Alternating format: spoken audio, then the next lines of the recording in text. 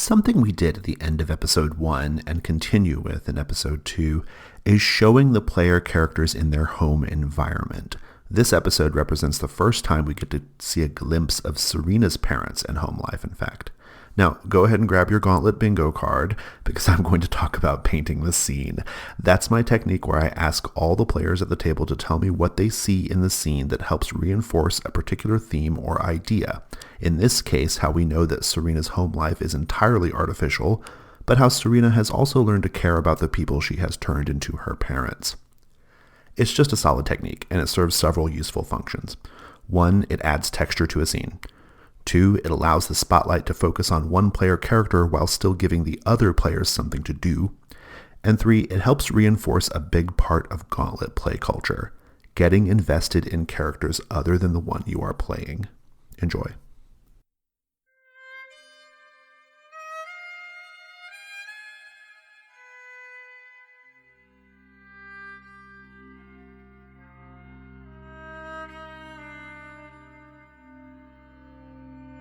He says, "Oh yeah, he left something here," and he gets up and he goes over to like a little, he's got like just like a little chest of drawers or whatever in the next room or like in his bedroom or something, and he says he found this. He says he knows it's yours, and he hands you your shredded shirt or jacket or whatever from when you transformed.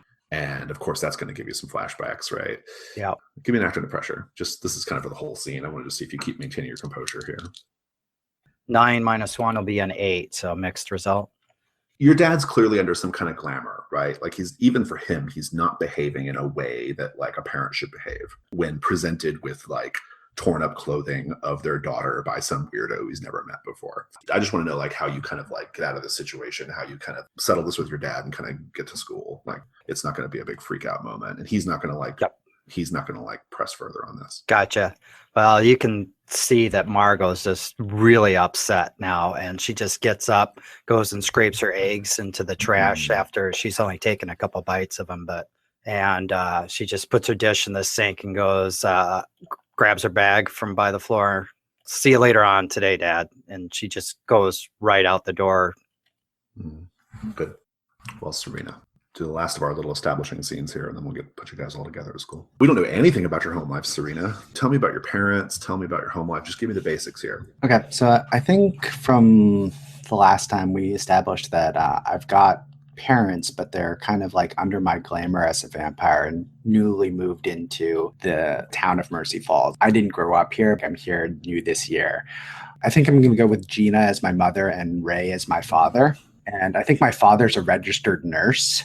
Part of the reason why I picked these people is because he was a registered nurse. He could get me like blood bags, could get things that could kind of help with cleaning up stuff like that. And I think Gina, my mother, is probably somebody who will have like a job just to keep her busy. Like she probably finds a job at a store or anywhere just so she has something to do, but not necessarily for the income, because I think the registered nurse probably makes enough. I think you get this weird situation at the home because when I'm not there, they probably act normal or more normal. When I'm there, you can see like their behavior change. Whatever I've done to like hypnotize them, like they react differently when I'm there. They are your legit parents then? Like they did, or are they just two people you found? I think they're two people I found and converted. Like I think my legit parents probably died when I turned, is my guess. Is like I couldn't control it, and they probably were the easy people who were close by. And then I went and found new parents that could help me. And so that's why we moved out of the last place into this place, into Mercy Falls. I love it. I want to paint the scene in your home then. This is something I like to do every time we see their houses for the first time. Everyone at the table, I want to know what we see in Serena's home that is really conspicuously almost like over the top or heavy-handed evidence that this is a happy family and we've been together forever. And from you, Serena, I'd like to see some evidence of like how you've actually grown to care about these people a little bit. Sound good? I'll do that. So they've got like the big photo frame where it's got a bunch of different pictures in it. And they're all from trip to Disneyland, and just tons of photos of them. And they're all just huge smiles and arms around each other and like coming down the roller coaster and all that stuff. And it's just like about 20, but it's all from the same trip. It's not like from a series of years of happy family. Right. It's just like, hey, we got to get something up here. Here you go. And not Serena, right? Like the kid can't be her. Right. It's got to be some other kid, right? Yep. Just a kid that looks close enough. That's good. Yep. Awesome. Philip, what do you think? On the mantle, there's like a little pair of girls' baby shoes and like a little bag of like baby teeth. Nice. Some other baby's teeth. Good. Lowell, what do you think? Oh, I pictured that the kitchen dining table, really well kept up. There's kind of little knickknacks in there, and this is kind of made to be the homey center of the house. But like, everything is more of the display. So it looks like a really well set table and salt shakers and all that kind of stuff, and stuff on the fridge that looks nice, but it's kind of been untouched. Kind of just a display table, but beautifully set up. Like, hey, we all get together at 5 o'clock every night on the dot to have dinner. I love it. Well, Serena, what's the evidence of that you have started to care about these people in some way? If we're seeing this on scene, I think what it is, it's not something that's actually like a physical presence there. If you see me walking down the stairs, you see me, maybe they're in the kitchen already and they're talking like a normal conversation. You see the camera where I'm looking at the stairs and I'm clearly out of frame of them and they don't know that I'm there.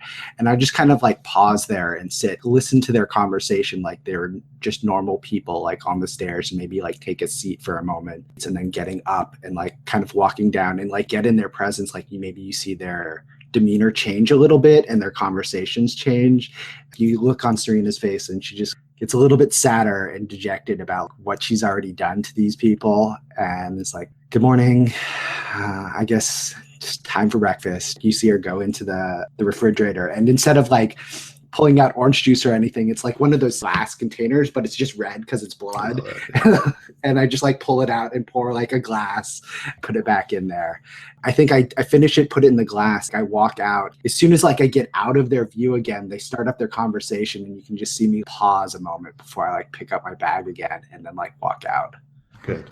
Ellen, first of all, what is your awareness of what's happened to you? Do you know you've been killed repeatedly, or do you have a sense of it, or what? I think that she knows something weird is going on, because there's that moment when she's getting ready to, to go to school, where she kind of has to stop along the way at like one of the recycling bins and vomit out the French toast because she can't digest it. Right. Yeah. And she knows something is weird. She's like, okay, that bulimia, that's what that is. Even though it's like completely intact, but she can't quite put her finger on it, or she won't admit that she knows. But is it possible she could be triggered, though? Like if someone started talking about like dead bodies in the forest, is that a thing that might trigger her? Okay, good. Maybe there's like a certain dumpster you puke in, like on the way. Maybe it's the dumpster of the Double Q. The Double Q is the name of our diner. No longer a crime scene. They finally pulled the yellow tape off, so you can go back to your old haunt, so to speak. I think you're there, haunting the place in the way that you do. And you hear someone like say, whoa, it seems like someone's had something that didn't quite agree with them. Do you turn and see? Yeah, kind of trying to get the last little bit out of my teeth and Indeed. Turn. You see a man in a black suit, black man in a black suit, handsome but serious looking. He seems like he had just like pulled his car to the back of the diner, like he's one of those kinds of people who parks in the back of places, was going to come around, but then heard you and saw you. And I'm assuming this is not something people normally see you do, right? Like this is a secret little behavior. How do you want to respond when you see that he's seen you? Like, how do you feel? How do you respond? What do you do? I say, well, purging is all the rage now. That's what we're doing now. Roll keep your cool. I want to see if you can keep it together. Okay. I think there's sufficient pressure here. And I roll cold with that, right? Roll cold. Yeah. Ooh, that's a 6. He steps forward and he says, hey, calm down now. You don't have to explain yourself to me, young lady. My name is Agent Edward Bellefontaine. And he like stretches his head out to shake your hand. Okay. I work for the United States government, for the FBI, in fact. How about you let me take you the rest of the way to school? He shows you his credentials, so you know he's not lying. I think I'm feeling kind of freaked out and pressured. So against my better judgment, I will probably follow him back to the car. I'm going to give you a condition. Your condition is going to be, they know, ! And as just a quick mechanical reminder, for me, conditions are basically just they're my justification for framing hard scenes against you. For everyone else, they narrate your condition to their action. They bonus on their roll. So I think he drives like kind of a black government issue SUV, right? And he says, hop on in. Get in, go up. He's like, hey, there's no need to be frightened. I'm one of the good guys. Okay. Yeah. You're probably wondering, he says as he pulls out of the double Q, why an employee... If you're going to murder me? Yes, that's sort of what's on my mind, but it's okay. We're all good here. He's like, hey, it's funny you should mention it. That's why I'm here in town. I'm here investigating this stuff that went down a few days ago. Surely you've heard about it. Duh. I mean, yeah. I was like, well, while I've got you, what can you tell me about Mr. Thompson? I wasn't in his class. But you were aware of him? He certainly has a reputation, I'm sure, at the school. What have you heard about Mr. Thompson? That he was skeevy. He was a creep. Well, accused of 4 murders. That makes sense. But here's my line of thinking. And of course, I hope you'll keep this just between you and I. And he makes really strong eye contact when he says, you and I. Okay. I think the cops here, the locals, as we like to call them in the biz, I think they've got the wrong man. Because it just doesn't make any sense, you know? I mean, do you know the details of how these 4 young people were alleged to have been murdered by Mr. Thompson? 1, exsanguination. I imagine that's pretty hard to do on a teacher's salary. The other, desiccated. His blood turned black right in his veins. Another one torn apart as if by an animal. And another one, poor Norma, here at the Double Q Diner, throttled while she got ready to end her shift. Just doesn't add up, you know? I think something else is going on. Are you supposed to be telling me this stuff? Oh, probably not. But frankly, miss, you don't seem like the kind of person who would go running around blabbing your mouth about it. Isn't that right? Yeah. What? Yeah. I think he's talking about his theories, right? And he thinks something is going on. He thinks something is going on at the school. He thinks something's going on with students. He doesn't buy Mr. Thompson's story at all. How are you feeling about all this? I'm kind of happy Thompson is pinned on this. I'm still resentful of that. And this guy's talking about really creepy stuff in the car. And I don't like to think about that kind of stuff. So I'm trying to focus on the fact that he's going to pull up to the school and I'm going to be able to come out of this cool black car. And what am I going to tell my friends about being picked up by an FBI agent? And it's going to be, everybody will want to ask me about that. And I'll tell them about that. I'm kind of focusing on that right now. As you get out of the car, he says, and he like kind of calls at you as you're kind of stepping out. He says, Miss, just remember, you were never here. Hell, you're probably not there either. And then he lets you close the door and then he pulls away. I'll probably take a stumble because I was going to go and be all dramatic about that. And against my better judgment, I keep my mouth shut about that. Awesome. And did you mark an XP for rolling a fail or a miss? Oh, no, I didn't. Yeah, you get to mark XP. I look for my clique of people. So, but I'm going to focus not on that, but instead on the fact that I'm going to be in the cool classroom now. Yeah, indeed. I'm going to cut away. Jonah. Have you put 2 and 2 together? That this new kid is the same person who you encountered in the Fey realm that Lilith pulled you into? Like, have you put those 2 things together? Do you know it's the same person? I think in the past week that I have, yeah. Okay. So you come to his car, right? And he drives this like black BMW. He looks really preppy. Like he's wearing like a Lacoste shirt, you know, and like Madras shorts, you know, super preppy guy.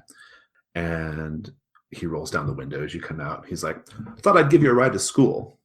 Oh, yes. Thank you, Thomas. I'd love a ride to school. Get in, please. Okay. And yeah, I just open the door and just kind of slide in. I'm like really self-conscious because Like I haven't like showered or anything. I like do the sneak smell of my pit. He's like, yeah, you smell pretty bad.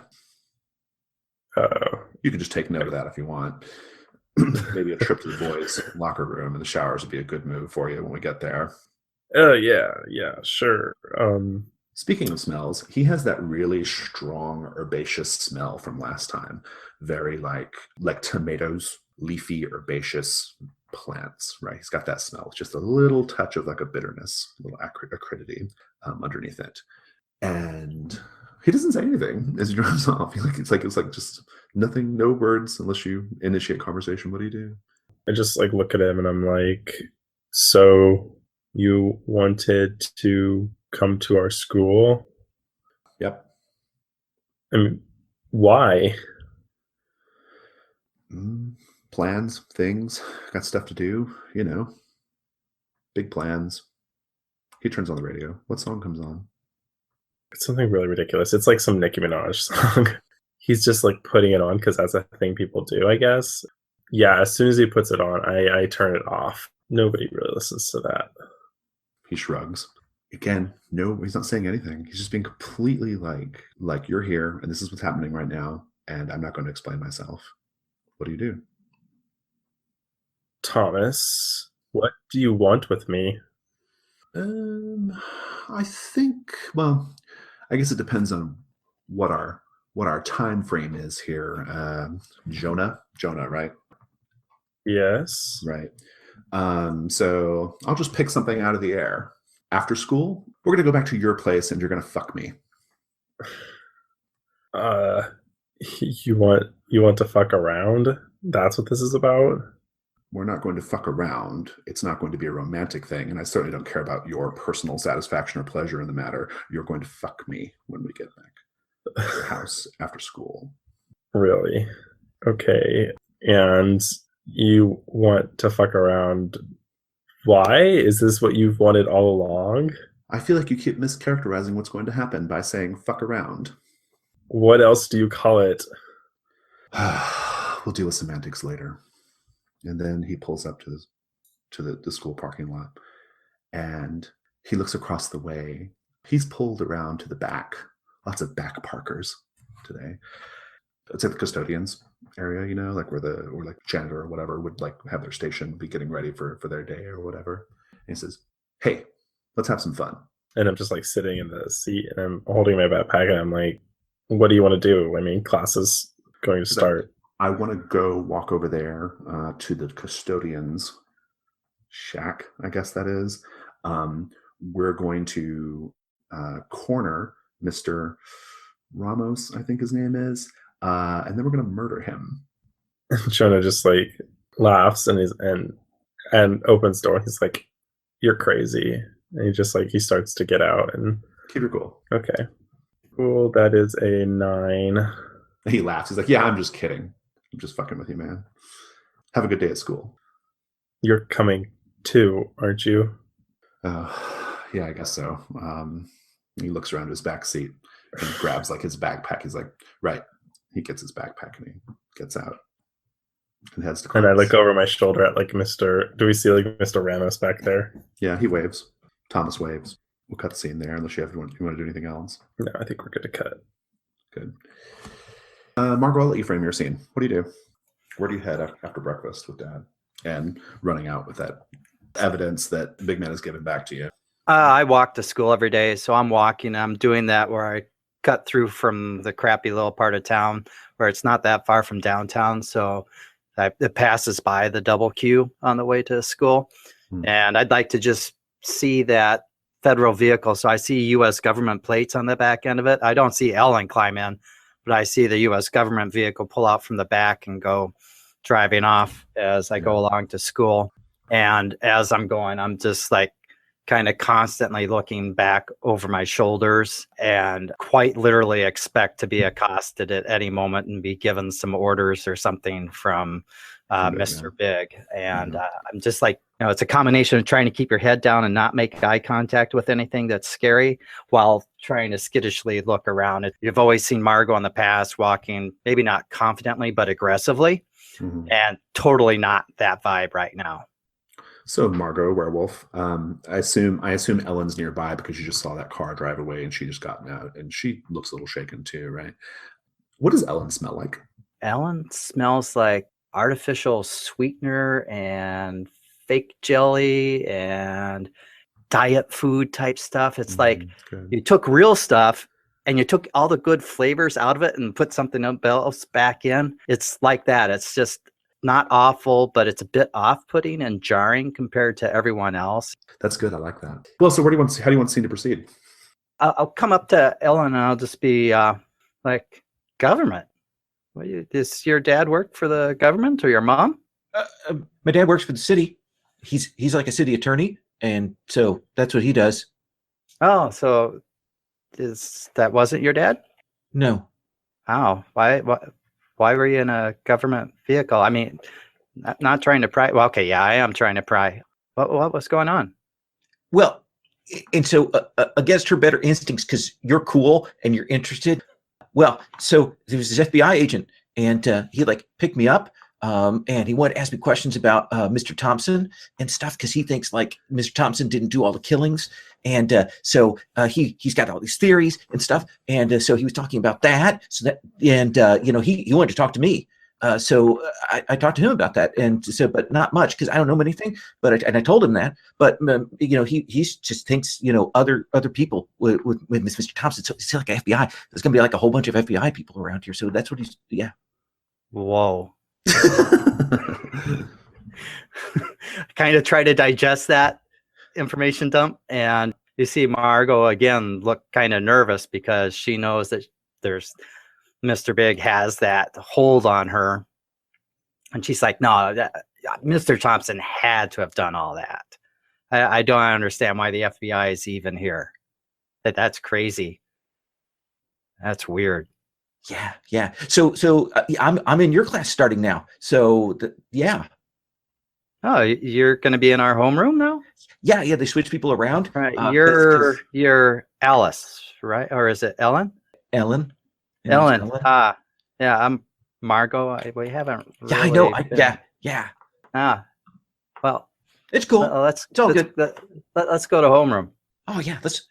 I conspicuously walk beside her like we're going together. I'm really trying to sell that. Yep. I like it. I see my friends and I ignore them. I gotta give the eye to say, "Ooh, look what I'm with." I'm sure Ben's one of them, right? Ben would be like, oh, hey. Poor Ben. Awesome. Serena, I'll let you frame your scene as well. I think it's sort of more of that loneliness because I think normally I walk down my street into like wherever Alan is. I think I meet Alan normally. I walk to like where we meet. You just see me pause there for a moment where we would normally have met. And I just kind of stand there and like look around and take a deep breath and then like continue walking to school. And so like I think it's just kind of slowly meandering, and like if it were a TV show it would be like high like angles away, so like I'm walking alone, like there's nobody around, everything just seems sort of like isolated as I just kind of like slowly walk to school. Would you be gazing into the abyss by chance? Sure, yeah, let's do that. I mean, if there's something you want to know, I guess, like if you want to know more about like Alan's death or something like that, it might be a good opportunity to do it. Yeah. Did you have any strings on Alan before he died? Got stuff on Margot, but not on Alan. I do want to gaze in the abyss because what I want to figure out is, like, I know it was Thomas. Like, I want to get back at Thomas. How is he weak, or what does he want? How are you coming by this information? How do you view it? How are you processing it? What are we seeing? If it's like me walking around, you get like those sort of jarring cuts, point of view shots of like me remembering those scenes that I was with Thomas and with Alan in sort of like a monochrome like recaps. Essentially just going back over my memory of what was happening and what happened there. And maybe part of it is like triggers from like as I'm walking around by the Double Q Diner or something like that. And you see like me and Alan just there sitting at the bar or something like that. And it's stuff like that, trying to remember that type of thing. Oh, and I got a 6. Okay. You're walking down the street, you're thinking about Alan, you're thinking about Thomas. I'm going to take the opportunity of your miss to just play with the fiction a little bit. You very suddenly find yourself on the moonlit path where you first encountered Thomas, right? The moonlit path that led to a sort of natural woodland scene, kind of throne room thing, right? And it was a pond, I guess, he was coming out of, and he was being attended.